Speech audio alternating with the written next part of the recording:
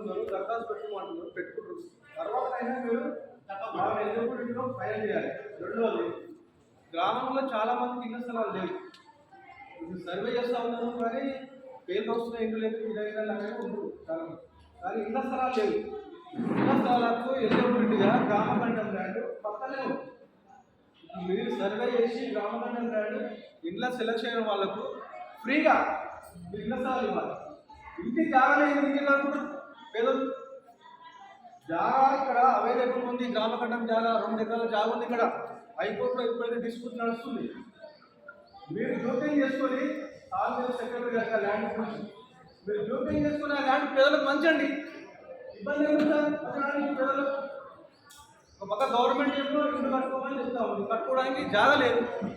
ఏ రకంగా పాసిబుల్ అవుతుంది? కాబట్టి మీరు ఎంబడే గ్రామకంఠం ల్యాండ్ ఉన్నటువంటి ల్యాండ్ 2 ఎకరాల ల్యాండ్ గ్రామంలో సర్వే చేయండి. లేనటువంటి వాళ్ళకి ఇళ్ళ జలాలు ఇవన్నీ పోతా ఉన్నారు. ఇంకా పింఛన్కి సంబంధించినటువంటి కూడా సార్ చాలా మంది ఈ గ్రామంలో పింఛన్ సంబంధించి కూడా చాలా మంది ఎలిజిబుల్ ఉన్నటువంటి వాళ్ళకి పింఛన్ లేవు. అట్లాగే గవర్నమెంట్ జాబ్ ఉన్నటువంటి వాళ్ళకు పింఛన్లు వస్తూ ఉన్నాయి.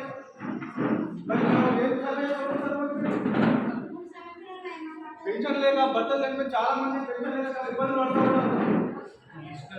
లేవు, చాలా మంది లేవు. ఇవ్వబడి నామ్స్ ప్రకారం గవర్నమెంట్ జాబ్ ఉంటే పెన్షన్ రావద్దు.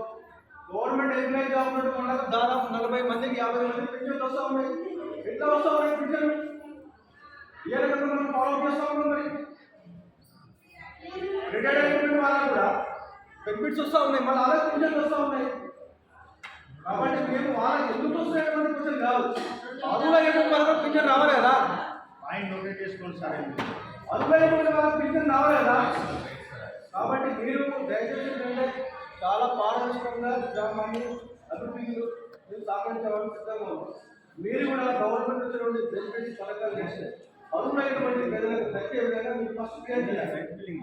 ఎవరో రాజకీయ నాయకులు, ఎవరో పెద్ద తెలంగాణ మేము ఇప్పుడు చెప్తే అలాగే అభివృద్ధి పేదలు కింద ఉండడం వాళ్ళకు అవకాశం లేకుంటే గవర్నమెంట్ డిఫరెంట్ ఉంటుంది.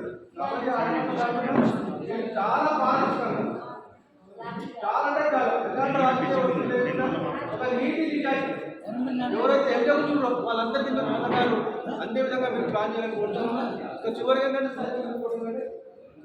మీకు ఇళ్ల స్థలాలు